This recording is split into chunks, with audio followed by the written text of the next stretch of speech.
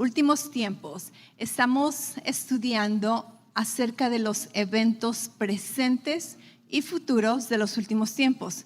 Como un breve recordatorio, entendimos la semana pasada que los últimos tiempos es un periodo de tiempo, ¿ok? Los últimos tiempos no son los últimos días. Los últimos tiempos es un término que se utiliza para la edad de la iglesia. Y los últimos tiempos han durado aproximadamente 2000 años. Esto es algo que mucha gente no entiende, entonces se confunde cuando escucha acerca de los últimos tiempos. Los últimos tiempos empezó el día de Pentecostés, cuando el profeta Joel había profetizado que en los últimos tiempos el Espíritu Santo iba a ser derramado en toda carne. Y vimos que esto sucede, lo puedes leer en Hechos 2, está la iglesia una vez que Jesús ascendió, di conmigo ascendió. Ok, mantén esta palabra en mente porque vamos a tratar de ella después. Jesús ascendió después de haber resucitado, asciende al cielo y él dice que el Espíritu Santo iba a venir en su lugar. Y exactamente el Espíritu Santo vino en su lugar, llenó el Espíritu, los corazones de todos los creyentes y ha continuado haciéndolo por 2000 años aproximadamente, ¿verdad? No sabemos exactamente la historia, cómo contarla. Entonces, los últimos tiempos es el tiempo de la iglesia. La Biblia también lo llama la dispensación de la gracia. La Biblia lo llama el tiempo de los gentiles, el tiempo de la iglesia. Así que los últimos tiempos no son exactamente lo que va a suceder al final de los tiempos. Los últimos tiempos es el tiempo de la iglesia, ¿ok? Entonces, si entiendes ese concepto, te va a ayudar a entender lo que sucede después. En cuanto a eventos presentes y futuros, en Mateo 24, todo el capítulo 24, se nos da una cronología de los eventos que van a suceder en los últimos tiempos y más allá de los últimos tiempos. Y toda esta cronología también se nos menciona en Marcos 13, versículo del 1 al 36, en Lucas 21, versículo del 5 al 38, y una sección de Lucas 17, versículo 22 al 37, ¿ok? Entonces, en todos estos evangelios encontramos una conversación que Jesús tuvo con sus discípulos. Es la misma conversación, simplemente que diferentes autores ponen diferentes detalles, pero casi la mayoría, si tú lees estas tres narraciones en Mateo 24, en Marcos 13, en Lucas 21, es la misma conversación, los mismos detalles de diferente manera. Y la conversación empezó cuando está Jesús, sale del templo, se va al monte de los olivos y sus discípulos, en Lucas me parece, o en Marcos, no me acuerdo cuál es, creo que es Lucas, donde dice que algunos discípulos, no eran todos los discípulos, solamente era Pedro, era Santiago, era Juan y Andrés. Estos 4 discípulos dice que se le acercaron en privado y le dijeron: Jesús, casi aquí entre nos, ¿verdad? Somos de confianza, dinos cuándo van a suceder todas estas cosas de los últimos tiempos que tú estás hablando, porque ellos estaban hablando del templo y de que qué bonito y las piedras y el mármol, y Jesús les dice: no se me emocionen mucho, muchachos, porque va a haber un tiempo donde este templo que adoran va a ser destruido y no va a quedar piedra sobre piedra. Y entonces ellos se le acercan y le dicen en privado: ok, Jesús, cuéntanos cuándo van a suceder estas cosas. Y no solamente le preguntaron eso, le dijeron: ¿cuáles van a ser las señales? ¿Cómo vamos a saber que estas cosas verdaderamente están sucediendo para que podamos discernir los tiempos? Entonces ellos le piden a Jesús por señales. Y cuando estamos hablando de este tipo de señales, esta palabra para señales es una señal de carretera. Obviamente ellos no tenían carreteras como autopistas que tenemos ahora, pero ellos tenían carreteras donde decía, para llegar a Roma te faltan 5 millas, ¿verdad? O kilómetros, quién sabe cómo contaban en ese tiempo. O bienvenido a la ciudad de Jerusalén, o en este momento estás saliendo de Judea. Habían señales tal y como las tenemos ahora, y ellos están diciendo, ¿cuáles van a ser las señales? Porque tú sabes que señales son súper importantes cuando vas a una dirección, ¿acaso no? Ahora con nuestros GPS en el teléfono estamos súper acostumbrados a ni siquiera ponerle atención a las señales porque el GPS te dice. Pero alguna vez has estado manejando por un buen rato o de plano no hay mucha señal y te pones nervioso cuando ya no escuchas la señal y entonces ¿qué haces? Empiezas a ponerle atención a las señales, ¿acaso no? Cuando ya no hay satélite, ¿verdad? Ya no, tu teléfono ya te abandonó, te vas a la antigüita y empiezas a poner atención a las señales para ver si vas en el camino correcto. Estas mismas señales es la palabra que utilizaron aquí en los evangelios, donde los apóstoles le dicen, Jesús, ¿cuáles van a ser las señales que nos digan? Oh, falta tanto tiempo, esto está por venir, ¿verdad? Estás por entrar a tal evento.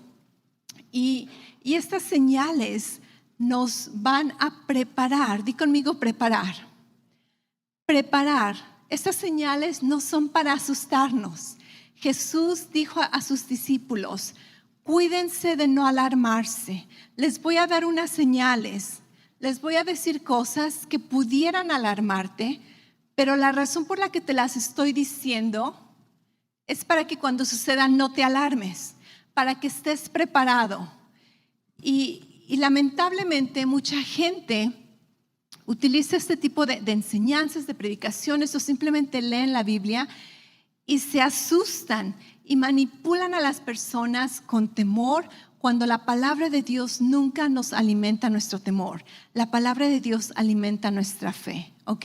Entonces estas señales no son para asustarnos, son para prepararnos.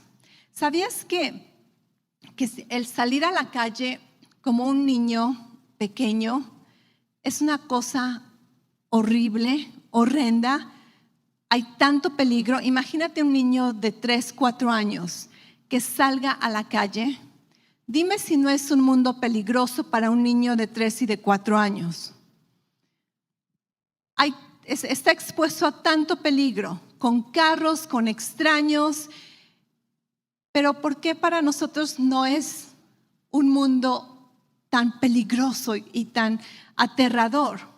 Porque estamos preparados. Porque la situación no cambia. Los carros, el peligro de los carros sigue allí. El peligro de extraños sigue expuesto. Pero ¿por qué tú no te asustas o te alarmas cuando sales a la calle? Pero cuando sale un niñito pequeño, ¿dónde está, verdad? Se me escapó y sales inmediatamente. ¿Cuál es la diferencia? ¿Cambia el mundo o cambia el conocimiento de la persona? La situación no ha cambiado, pero ¿qué sucede? Este niño no está preparado, no está preparado. Pero ¿sabes que tú puedes preparar a niños aún así de chiquitos? ¿Verdad? Hay unos niñitos bien abusados que han sido entrenados a ir por las tortillas, ir por los refrescos y bien chiquititos.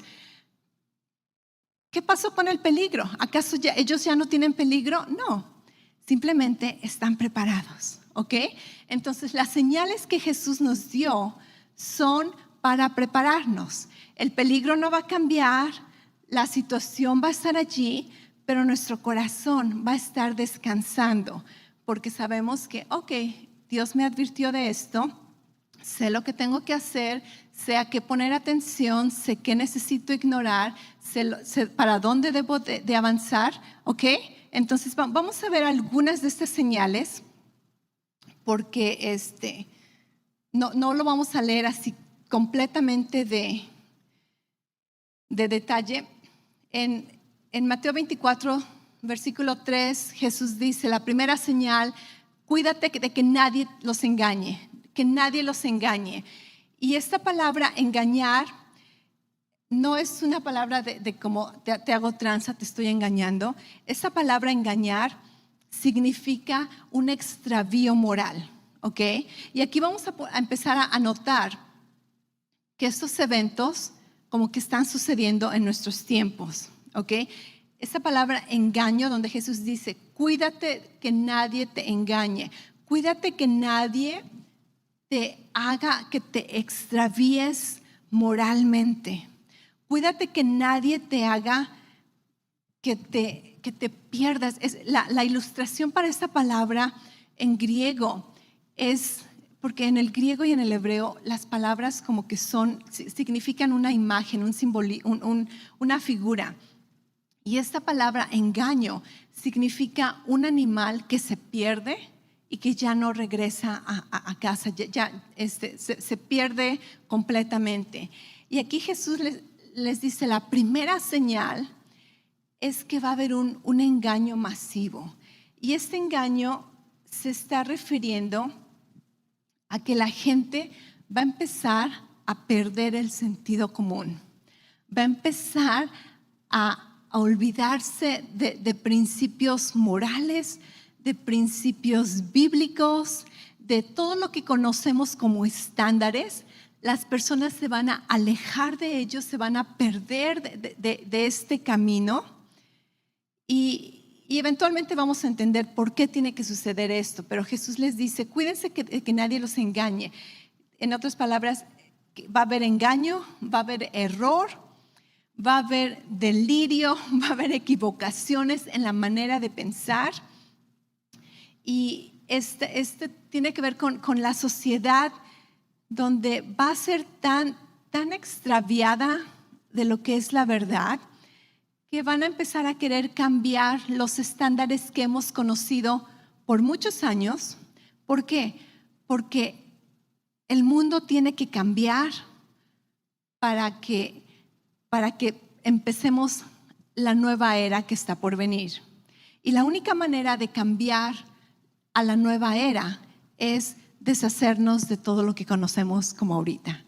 Y creo que si tú miras las noticias, si has estado al tanto de lo que está sucediendo, no solamente en nuestra nación, sino en diferentes países, tú estás diciendo, oh, ok, este engaño está sucediendo en nuestros tiempos, ¿ok? Entonces, este es un evento presente y un evento futuro. Esta es una señal que estamos experimentando, pero no a tal grado como como va a suceder eventualmente. Después Jesús les dice de otras señales. Dice, déjame checar mi resumen. Agarré y me hice todo un resumen. Va a haber engaño, va a haber falsos cristos, va a haber guerras, ¿ok?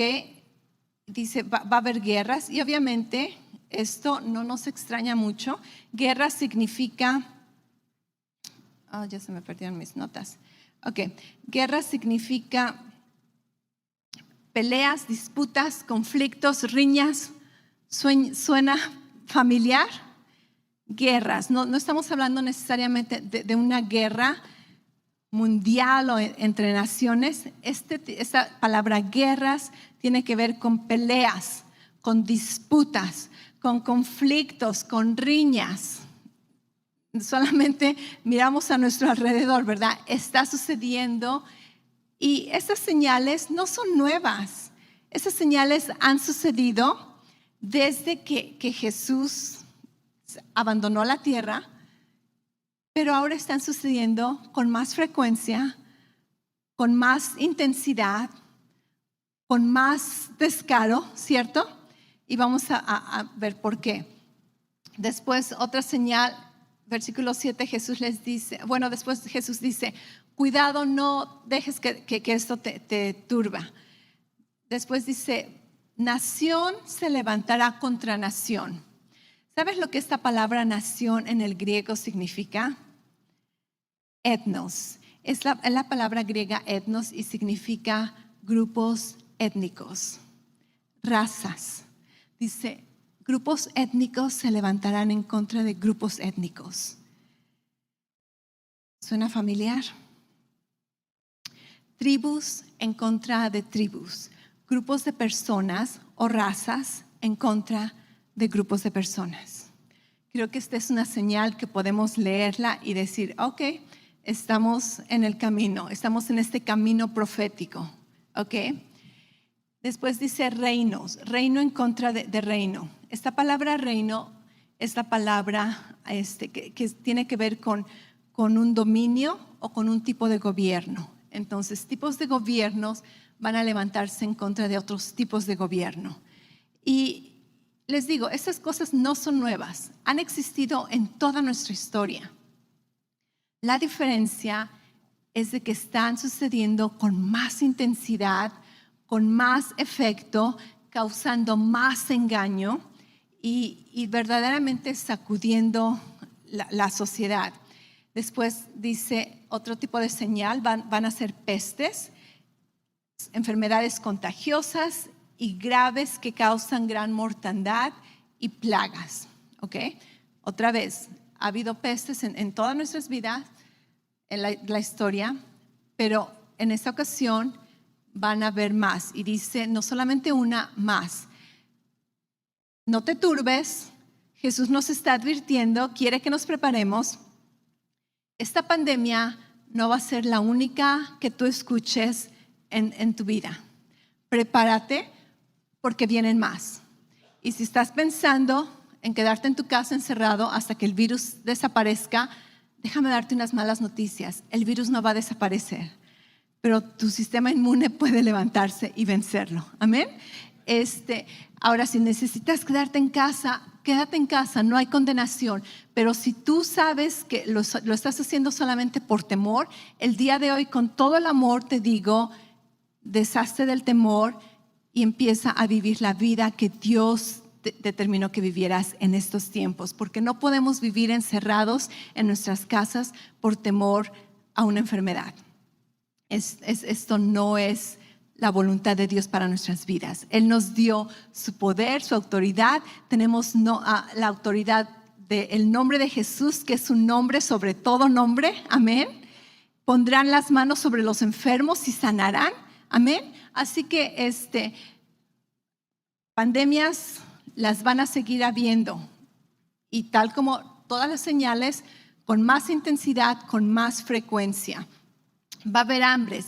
Esta hambre tiene que ver con escasez de cosecha o de grano. En otras palabras, la economía va a sufrir. Después va a haber terremotos y si tú sabes, ha habido terremotos en toda la historia, pero si tú checas las estadísticas de terremotos en los últimos años, ha incrementado como nunca. Terremotos que ni siquiera escuchamos. ¿Sabes por qué no escuchamos de terremotos ya tanto en las noticias? Porque suceden todo el tiempo. Ya ni siquiera son noticias. Ya es como que, otro terremoto. Ok, como es decir, como que un día más. Las cosas están incrementando. Y en el versículo 8, Jesús les dice algo súper interesante. Y esto es algo que necesitamos poner atención. Jesús dice, este es el principio de dolores. Di conmigo principio. Este es el principio de dolores. Y la palabra dolores es la palabra griega que significa contracciones. En otras palabras, está hablando de dolores de parto. Y algunas mamás, algunos papás saben esto por sus esposas.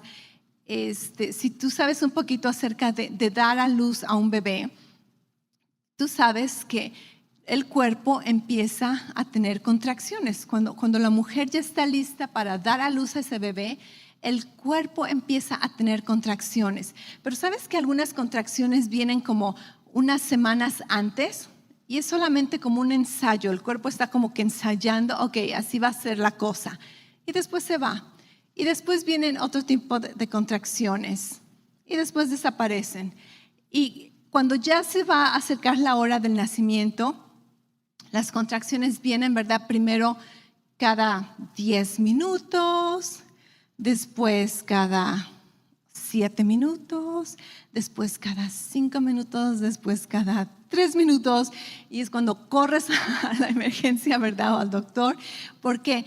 Porque las contracciones se van intensificando, van sucediendo más frecuentes, más dolorosas.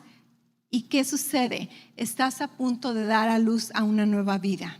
Jesús está utilizando esta analogía para decir, los últimos tiempos es un periodo de tiempo que va a dar a luz a otro tipo de tiempo, ¿ok? A otro periodo de tiempo. Y la manera en que vamos a saber, va a haber contracciones. Jesús dice, estas señales son el principio de los dolores. Así que estas señales empezaron como en el año 70, cuando Jesús partió. De hecho, no, sucedieron inmediatamente que Jesús asciende al cielo. Continúa Jesús diciendo que van a pasar tribulación, que van a ser odiados por causa del nombre de Jesús, que van a ser entregados, van a ser disparcidos. Acuérdate, Jesús está hablándole a sus discípulos, principalmente judíos, y de hecho vamos a continuar con estas señales. Dice, se van a entregar unos a otros, va a haber persecución, va a haber muerte, van a ser odiados por causa de mi nombre. Algunos se van a apartar de la fe, otros se van a traicionar y odiar entre sí, va a haber falsos profetas, va a haber mucha maldad, el amor de muchos se va a enfriar. Y en el versículo 13 dice que el amor de muchos, que la predicación del evangelio va a suceder, que el evangelio se va a predicar por todo el mundo. Y entonces, checa conmigo este versículo, dice, y entonces vendrá el fin, ¿correcto? ¿Cuál fin? Versículo 14 dice, y entonces vendrá el fin. ¿Cuál fin? Porque si tú sigues leyendo, después Jesús empieza a hablar de la tribulación. Entonces en Mateo, del versículo 1 al versículo 14, Jesús nos está dando señales acerca de los últimos tiempos y nos dice que estas señales van a ser incrementadas al final de este periodo de tiempo y van a ser intensificadas y finalmente va a llegar el fin de este periodo de tiempo, del periodo de la iglesia. Obviamente él no le llama el periodo de la iglesia porque todo lo que es el Antiguo Testamento, la iglesia era un misterio. Tú no encuentras la iglesia en el Antiguo Testamento, tú no encuentras la iglesia en las profecías del Antiguo Testamento, tú no encuentras la iglesia en lo que refiere al pueblo de Israel. Tampoco se menciona el rapto, pero vemos aquí que Jesús dice, y este va a ser el fin. Y después se va a dar a luz a otro tipo de tiempo que se conoce como la tribulación o la gran tribulación. Ahora, yo sé que Jesús menciona versículos de que va a haber tribulación, y tribulación lo ha habido. La iglesia ha experimentado tribulación. De hecho, en este momento, algunos cristianos están experimentando tribulación. ¿Tribulación qué se requiere? ¿A qué nos referimos? A persecución, a que son perseguidos, odiados por el nombre de Jesús, ¿ok? Entonces, tribulación la ha habido, pero la Biblia me habla acerca de una gran tribulación y Jesús lo menciona después del versículo 14. Dice, y después va a haber un fin y después sigue un periodo de tiempo que se conoce como la gran tribulación. Y durante la gran tribulación es cuando, si tú has escuchado, el anticristo se va a aparecer, va a tratar de tomar dominio, control, va a engañar a muchos. Puedes seguir leyendo las señales que Jesús dio acerca de la gran tribulación. Y después que esta gran tribulación acaba, que va a durar 7 años bíblicamente, en el versículo es Mateo del 15 al 28 habla acerca de la gran tribulación, y después déjame ver dónde termina hablando acerca de la gran tribulación. 29 dice, pero inmediatamente después de la tribulación de esos días, dice que va a haber señales en el cielo, la luna, el sol, las estrellas, van a haber señales y estas señales van a apuntar a la venida del Hijo del Hombre. ¿Ok? Entonces, en toda esta cronología de eventos que Jesús nos da, que podemos leer en Mateo 24, Marcos 13, Lucas 21, Lucas 17, en esta cronología Jesús dice, va a haber un tiempo, después de ese tiempo se va a terminar, después va a seguir lo que se conoce como la gran tribulación y después va a concluir esta tribulación con la venida del Mesías y con la venida de Jesucristo va a venir con grandes señales y esta venida de Jesucristo tiene que ver cuando Jesús viene a la tierra por segunda vez y si tú lees en Hechos, cuando Jesús asciende, te dije que mantuvieras esta palabra en mente, porque la Biblia dice que Jesús se despide, bendice a sus discípulos, ¿verdad? Y están todos en el Monte de los Olivos, di conmigo Monte de los Olivos. Ok, en el Monte de los Olivos están mirando a Jesús y dice que fue recibido en el cielo, empezó a ascender. Seguramente los discípulos están con la boca abierta, ¿verdad? Y de repente se desaparece y ellos siguen viendo, como alguna vez has dejado ir un globo y te quedas viendo a ver qué tan lejos puedes verlo hasta que se desaparece y sigues buscándolo, ¿verdad? Me imagino que los discípulos están mirando hacia arriba y unos ángeles les dicen, hey, muchachos, ya váyanse a hacer lo que Jesús les dijo. Les dice, Jesús que vieron ascender al cielo, de la misma manera va a regresar otra vez. Pero esta vez cuando Él regrese, no va a regresar como un bebé indefenso, no va a regresar como un profeta humilde que fue maltratado. Esta segunda vez cuando Él regrese, va a regresar como rey. Va a regresar como el Rey de Reyes y Señor de Señores que Él es. Y va a regresar a reinar no solamente en Jerusalén, sino en todo el mundo. Y si tú te das cuenta, los discípulos le preguntan, Jesús, danos las señales y cuál va a ser la señal de tu venida.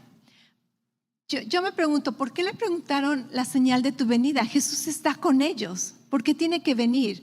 Porque los judíos entendían que el Mesías tenía que venir y que su venida tiene que ser majestuosa, conforme a todas las profecías del Antiguo Testamento. La venida del Mesías va a ser algo majestuoso, van a haber señales que la Biblia dice que donde todo mundo, ahora sí que se va a quedar con la boca abierta, las personas que reconocen que es el Mesías se van a llenar de gozo sus corazones. Los que no querían admitir que era el Mesías van a decir, ouch, estaba equivocado.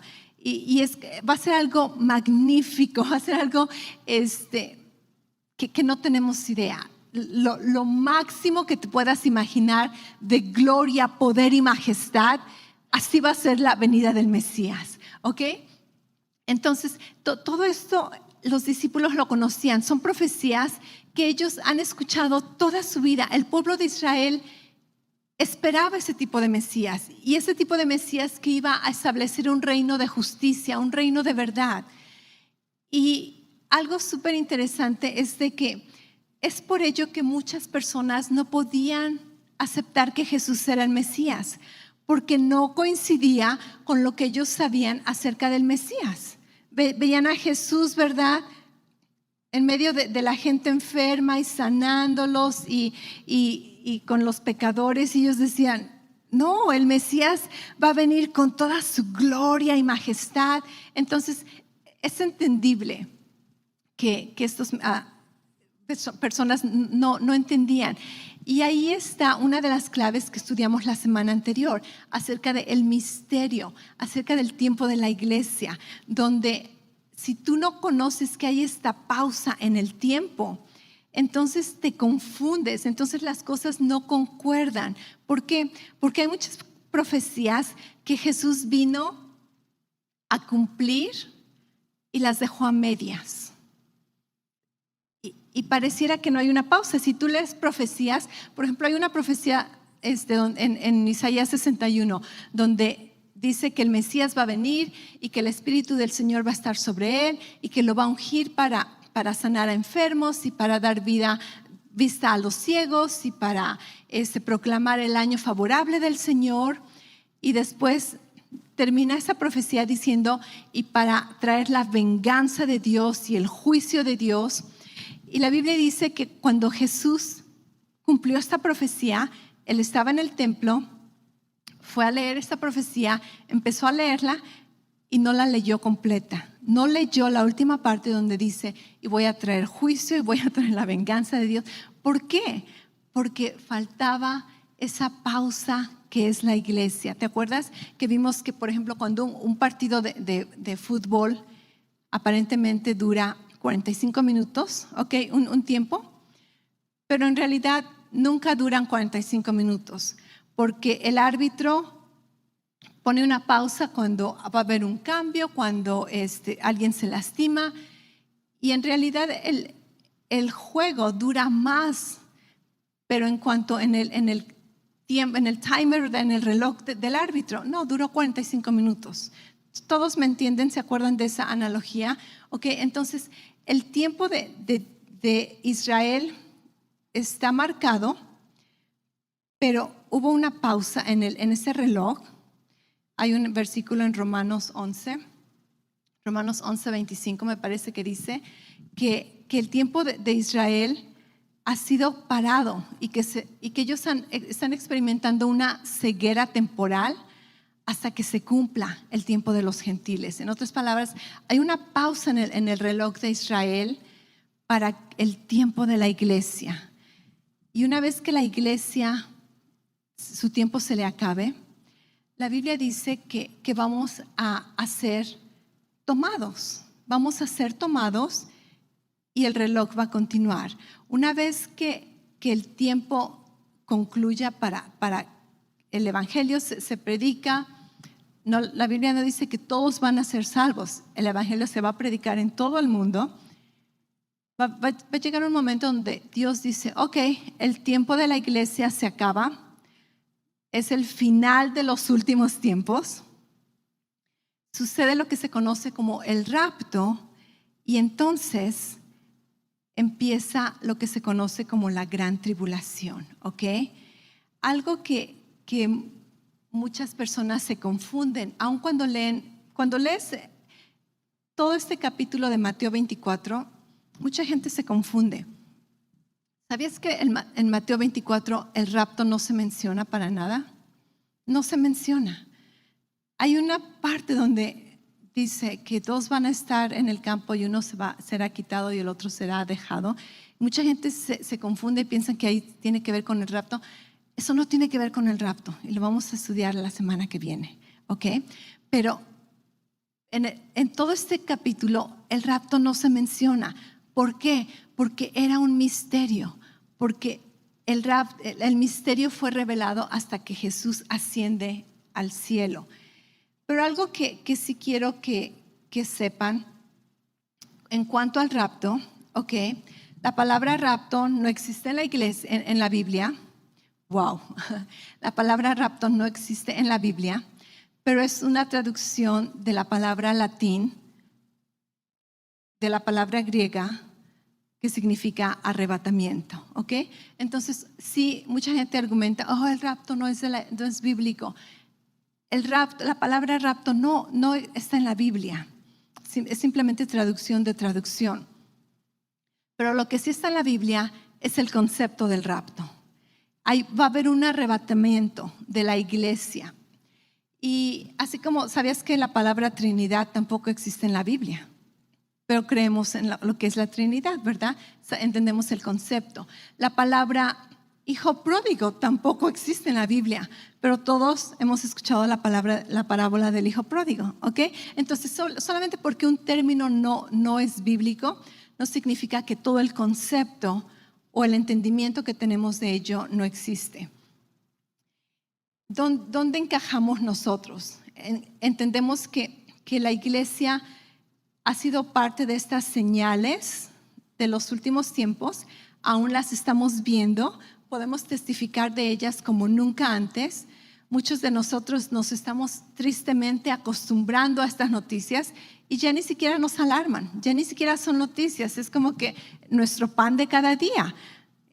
Tanto drama que hay, tanto engaño, tanto descaro, como las personas se están alejando de todo lo que antes era un estándar, principios. Nuestro mundo está cambiando. ¿Acaso no puedes testificar de esto? Nuestro mundo está siendo transformado. Y estos solamente son los principios de dolores, ¿ok? Cuando la cosa se ponga súper más intensa, entonces la Biblia dice que vamos a ser arrebatados. Y algo que sí quiero mencionar antes de que se nos acabe el tiempo, porque vamos a continuar estudiando acerca del rapto con más detalle, es de que el rapto bíblicamente no tiene que ver con el juicio de la iglesia, ¿ok? Muchas personas se confunden y se alarman y piensan que va a haber una gran tribulación para los cristianos y que si no te portas bien te vas a quedar. ¿Alguien ha visto películas de ese tipo? Okay. Yo me acuerdo que vi una película de ese tipo cuando era niña. Mi abuelita nos llevó a ver una película. Es lo peor que le puedes hacer a un niño. Okay, era una tortura. No le entendí nada, pero estuvo bien fea. Y mucha gente dice que te vas a quedar, ¿verdad? Y que más vale que te alinees porque si no te vas a quedar. Ok, estas personas no entienden lo que significa la nueva creación. Estas personas no entienden lo que es el misterio, lo que el misterio representa. El misterio tiene que ver con el nuevo nacimiento. Acuérdate que vimos el nuevo nacimiento, el ser hijos de Dios, el ser justificados en Cristo, el ser el templo del Espíritu Santo en nuestras vidas, el ser sellados con las arras del Espíritu.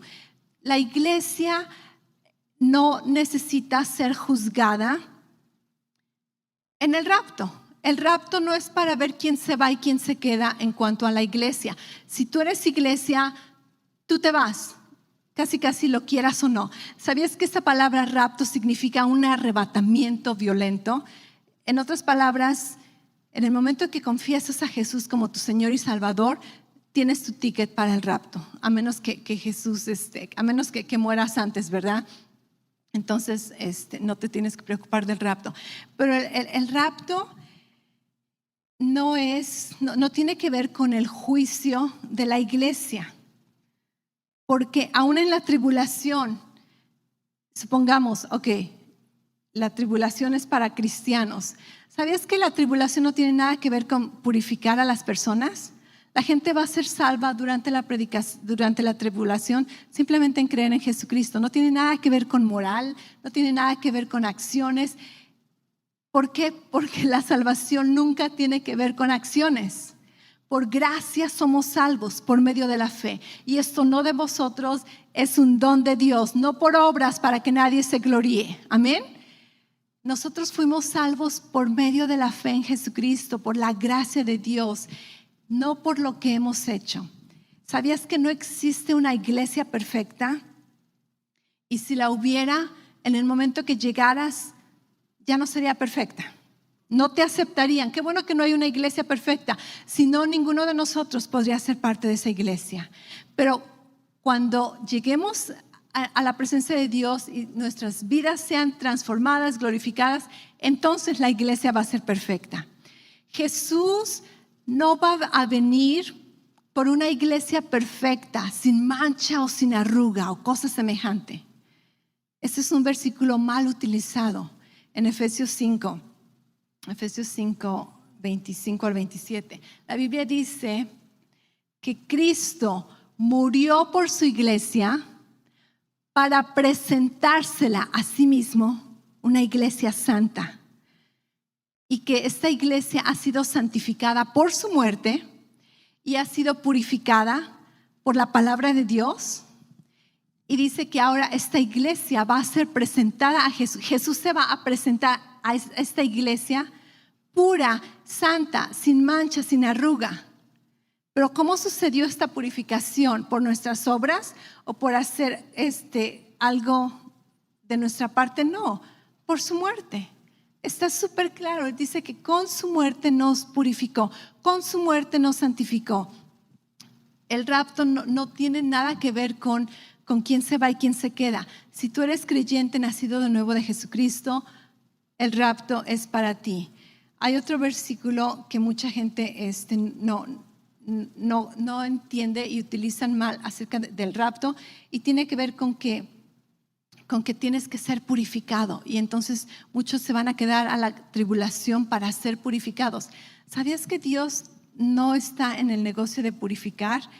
Hebreos 10:10 dice, y como Jesucristo hizo la voluntad de Dios al santificar su propio cuerpo una sola vez y para siempre, por eso nosotros somos santificados. Y tú puedes leer más versículos de Hebreos 10. Ok, entonces, nuestra salvación es por gracia, no por obras. Nosotros no hicimos nada para merecerla. Es el amor de Dios, la bondad de Dios, la misericordia de Dios. ¿Cuántos pueden levantar sus manos y decir, gloria a Dios? Gracias, Señor Jesucristo. Amén.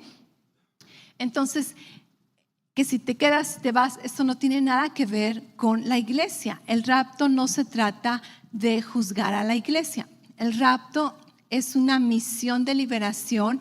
Casi estamos estorbando para que los eventos continúen. Y Dios va a decir, ok, vénganse para acá, tenemos asuntos que tratar. Vamos a ver más adelante cuáles son estos asuntos que tenemos que tratar mientras suceden aquí los años de la tribulación. Y después la Biblia dice que Jesús viene por segunda vez. Esto es algo que también mucha gente se confunde. El rapto no es lo mismo a la segunda venida de Jesús. En el rapto, Jesús no viene a la tierra. La Biblia dice que viene, se queda en las nubes, nos llama, muchachos, vénganse. En un instante somos levantados. Después de que las personas que ya murieron en la fe fueron levantadas, vamos a estar con el Señor para siempre. Vamos a estar allí arreglando unos asuntos, que vamos a ver cuáles son estos asuntos, y después regresamos con Jesús. La Biblia dice que Jesús regresa con sus santos de la misma manera que ascendió. Jesús viene al monte de los olivos y pone sus pies en el monte, y en ese momento empieza lo que se conoce como el milenio de Jesucristo. Va a reinar aquí en la tierra por 1000 años. ¿Ok? ¿Aprendiste algo? ¿Sí? Espero que no fue mucha información. Espero que más o menos me vayas agarrando la onda. Y si no, puedes volver a ver la enseñanza después en YouTube. Agarra tu Biblia, lee los versículos, anota todas las preguntas que tengas. Puedes mandárnoslas aquí en la iglesia. Y si no, deja tus preguntas allí, porque vas a ver que mientras vamos estudiando más y más y más, vas a poder poner las cosas, las piezas del rompecabezas en el orden correcto, ¿ok? Y antes de terminar, necesitamos compartir estas buenas nuevas, especialmente para aquellas personas que no han sido parte de la iglesia todavía. Y estas son buenas nuevas porque así como nosotros hemos recibido la salvación, hemos recibido el perdón de Dios, hemos recibido la gracia de Dios simplemente por fe, no por nuestras acciones, no por algo que merecíamos. Creemos en la obra redentora de Jesús y hemos confesado a Cristo como el Señor de nuestras vidas. Lo hemos confesado como el Redentor que vino a salvarnos, a hacernos nuevos, y tú puedes hacer lo mismo. Así que te invitamos el día de hoy a que si tú no has hecho esta confesión de fe, esa es tu oportunidad. Lo único que necesitas hacer es creer en tu corazón, confesar con tu boca y decir: Señor Jesucristo, creo en ti, creo que tú eres el Hijo de Dios, creo que tú moriste en la cruz, creo que resucitaste al tercer día, y creo que vives ahora, creo que vas a regresar de nuevo, y creo que al poner mi fe en ti, tú me salvas, soy parte de tu iglesia y voy a estar contigo por el resto de mi vida. Y si tú haces esta confesión, te felicitamos. Eres parte de la iglesia, por gracia eres salvo por medio de la fe.